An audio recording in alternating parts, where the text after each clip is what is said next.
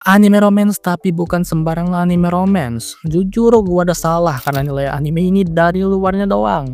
Gua nggak nyangka anime romance kayak gini ternyata bisa melampaui ekspektasi gua. Kenalin judulnya Chitose Kun Waramune bin Nonaka atau yang lebih kenal dengan judul pendeknya yaitu Chiramune. Anime fall 2025 dengan jumlah 13 episode yang saat ini lagi ditunda sampai April 2026 baru tayang lagi. Aduh. Gue akan bahas anime ini secara singkat dari sudut pandang gue sebagai penonton yang nggak pernah baca manga trailernya.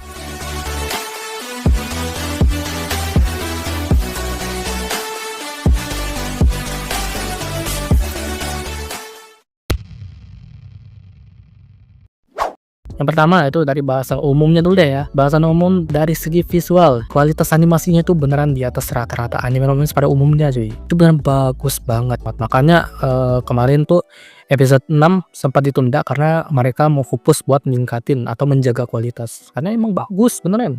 Apalagi di opening dan endingnya tuh ya, yang kalau itu wajar sih ya.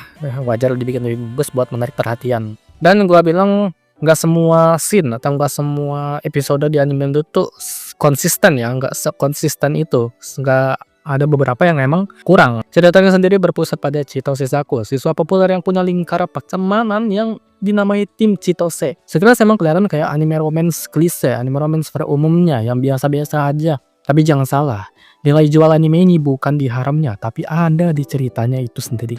Anime ini beneran kerasa realistis. Salah satu contoh paling awal itu adalah isu pembulian dan ketakutan bersosialisasi yang ditunjukkan lewat karakter Yamazaki Kenta. Di sini Chitose itu membantu Kenta bukan dengan ceramah, tapi lewat komunikasi sederhana. Dengan memahami apa yang Kenta sukai, itu yang pertama. Kedua, membangun percakapan. Terus yang ketiga itu mulai pelan-pelan mendorong Kenta untuk membuka dirinya lagi ke publik. Tapi menariknya, saat Kenta minta dibimbing terus, ya, dibimbing dalam jangka waktu yang lama, Chitose dengan kesadaran penuh langsung nolak, mentah-mentah. Dia cuma mau membantu selama 3 minggu. Setelah itu ya udah bebas dah. Dari situ kelihatan jelas karakter Chitose ini sifatnya kayak mana sih gitu kan. Yang pertama, dia baik, ya, dia baik, punya niat baik. Yang kedua, dia tegas. Yang ketiga, dia nggak mau orang bergantung ke dirinya. Tadi pas bagian dia nolak permintaan Kenta buat dibimbing dalam jangka waktu lama, dia nolak mentah-mentah, itu sekilas dia kelihatan kayak sombong, mentang-mentang populer ya kan, dia nggak mau terlalu banyak bantu orang, tapi sebenarnya dia punya niat baik terbaik. Dia pengen Kenta itu mandiri, menghadapi masalah sendiri. Jadi anime itu gak cuma ngomongin pentingnya komunikasi, tapi juga pentingnya kemandirian dalam menghadapi masalah pribadi. Terus ada satu adegan di episode 4 yang menarik banget nih. Ketika Kenta ketemu sama orang yang dulu ngebully dia dan cinta pertamanya, dengan niat mau menunjukkan perubahannya gitu, yang ternyata akhirnya gagal dan berujung dibully kembali. Chitose di situ datang tiba-tiba tolong dia lah. Nah, ada suatu momen ketika Chitose bohong demi ngebantu Kenta. Lalu pesan yang gua tangkap adalah kalau kita mau jadi seperti Chitose nih, ya nolong orang lah ya, misalnya kalau kalian lagi nolong orang, bohong pun gak akan jadi masalah yang besar. Selagi efeknya itu beneran bisa bantu orang yang kalian tolong. Cuma gue disclaimer nih ya, biar nggak disalahpahami, bohong demi nolong orang itu cuma bisa digunakan dalam satu situasi, yaitu ketika kalian udah kepepet banget, nggak tahu mau gimana dan nggak ada opsi lain yang tersedia. Pilihan cuma dua, bohong demi nolongin atau jujur tapi semakin melukai hati yang kalian pengen tolongin. Sekarang ini masuk ke bagian yang sebenarnya bagi gue ya agak kurang cocok di anime drama ini. Tapi yang sejauh gue dapat, harem Chitose ini 4 cewek ya, atau bisa bilang tepatnya para timnya dah, dari Kazuki, Kaito, Nanase, Yuko, Haru, Yua, Asune, atau Asuka. Mereka tuh punya peran yang penting di cerita. Kalau di anime lain, harem itu sekedar ada cewek terus suka MC, udah gitu doang, nggak ada menariknya kan, cuma buat fanservice doang. Kalau di anime ini, harem itu digunakan sebagai, yang gue dapat ada 3 poin. Pertama, penyeimbang Chitose atau ceritanya. Karakter Chitose itu adalah karakter yang pintar, paham alur suasana dan jago dalam berkomunikasi. Kalau wajah harem atau tim Chitose ini nggak ada, gue yakin Chitose bakal jadi karakter yang terlalu dominan. OP dalam artian bisa ngelakuin segalanya sendiri tanpa bantuan orang lain. Kalau begitu, anime ini tetap menang di drama. tetap menang drama. Tapi kesan realistisnya akan menghilang. Ceritanya juga akan jadi berat sebelah karena nggak seimbang nih ya kan.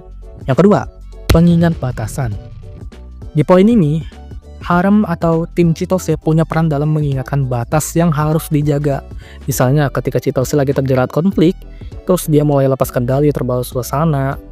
Nah, haremnya inilah yang bakal menjaga biar Chitose nggak ngeluatin batas wajar.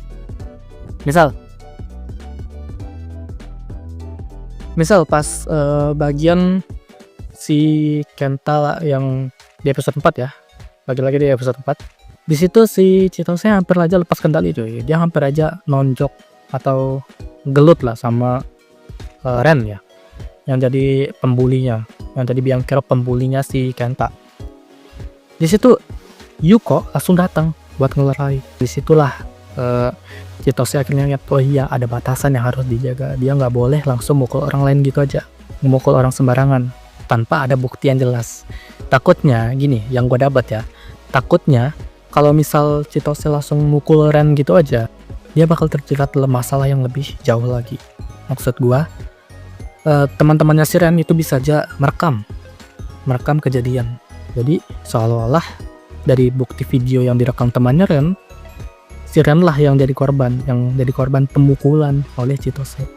Nah, saat itulah peran si Yuko atau haremnya Chitose ini ngingetin dia sama batas wajar, nggak boleh mukul sebelum dipukul gitu. Hal ini jelas bagus banget ya, karena bikin Chitose itu kelihatan lebih manusiawi, lebih bisa ngelakuin kesalahan, bisa kena marah. Oke, yang ketiga nih, yang sekaligus poin terakhir, fungsi terakhir dari haremnya, itu adalah sebagai sumber konflik baru. Sebuah cerita, baik itu cerpen, novel, komik, dan lain-lain lah ya, memerlukan yang namanya konflik sebagai bahan bakar utama. Disinilah peran selanjutnya dari para harem Chitose, yaitu sebagai bahan bakar cerita. Setiap haremnya Chitose ini, gue yakin punya masalahnya sendiri yang mungkin akan menyeret Chitose ke dalamnya. Sehingga cerita nggak habis di satu konflik aja, tapi masih berlanjut ke konflik yang mungkin bakal lebih kompleks. Contoh deh, ini masalahnya Nanase ya, yang tentang hubungannya dengan Yanashita dulu di SMP. Itu aja dulu main kompleks loh, sampai ngabisin 5 episode anime. Dan itu baru konflik kedua di anime ini. Gimana dengan konflik yang lain? Contoh nih ya, yang paling dekat bakal ada konfliknya, kemungkinan besar itu yang gue dapat Asuka tuh kelihatan bakal ada konflik di dirinya. Dia punya masalah sendiri, dan itu bakal nyeret Chitose, gue yakin. Masalah Nanase aja itu sampai 5 episode loh buat diselesaikan. Gimana dengan Asune kayaknya bakal lebih panjang loh.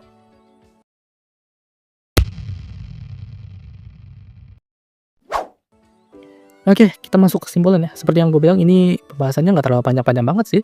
Karena dari fungsi harem tadi cuma 3 aja yang gue dapat, yaitu sebagai penyeimbang, pengingat batasan, dan sumber cerita, sumber konflik.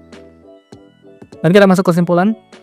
Chitose wa Ramune bin Nonaka atau Chiramune ini, sekali lagi gue bilang, anime ini punya cerita yang bagus banget. Banyak pesan tersirat yang bisa kita dapatkan, seperti mengajarkan kita akan pentingnya berkomunikasi. Anime ini ngajarin gak semua hal bisa diselesaikan dengan kekerasan. Kadang komunikasi sederhana bisa bantu kalian keluar dari masalah, asal tekniknya tepat. Anime ini juga ngajarin tentang kemandirian, niat untuk berubah dan melakukan sesuatu sendiri tanpa bergantung ke orang lain, dengan catatan tidak memaksakan diri. Kalau memang nggak memungkinkan buat kalian atasi, ya itu baru boleh kalian minta bantuan orang lain buat menyelesaikan. Lalu karena ini anime romance ya, jadi dijelasin juga bagaimana definisi dari cinta sejati, cinta palsu, bagaimana cara menghadapinya, bagaimana cara memahaminya, dengan catatan tetap dalam batasan yang wajar. Izinkan gue ngutip pesan yang ada di anime ini, lagi-lagi di episode 4, di akhir episode 4. Ketika Chitose ngomong dalam hati, atau lebih tepatnya narasinya lah ya. Narasinya ketika bilang, cinta itu adalah tiket bebas untuk menyakiti orang lain tanpa rasa tanggung jawab. Dan ini gue bilang, gue yakin benar. Oke, gue gak ada pengalaman dalam hal percintaan ya. Orang yang sukses dalam percintaannya, itu pasti bilang kalau percintaan itu worth it buat dicoba. Tapi orang yang gagal akan merasakan rasa sakit, rasa gak enak. tanpa ada yang mau bertanggung jawab. Bagi orang yang sukses dalam percintaan ya mungkin ya oke-oke aja, seneng aja gitu kan, tapi yang gagal dia bakal sedih seumur hidup coy, bakal ingat kejadian itu seumur hidup dan bakal jadi trauma buat dia. Banyak banget ya pesan yang disampaikan oleh anime ini, membuat anime ini terasa berkesan banget ketimbang anime yang cuma lewat tanpa kesan yang dalam sedikit pun ya. Dan gue yakin anime ini bakal jadi anime romance yang salah satu punya drama yang bagus, dalam banget, dan banyak pesan yang bisa kita ambil. Tapi yang sejauh ini yang gue dapat dari 10 episode ya, 10 episode yang baru rilis, itu baru itu aja sih yang gue dapatkan. Tapi kalau misalnya kalian ada tambahan lagi, boleh di komentar, kita bahas bareng-bareng sih. Dan ya segitu aja sih untuk video pembahasan singkat mengenai anime Cheetah Sekun Wara Monebi no Naka kali ini. Gue ucapkan terima kasih bagi yang udah nonton video ini sampai akhir. Gue mau anime pamit undur diri dan selamat menikmati hari kalian. Jangan ya.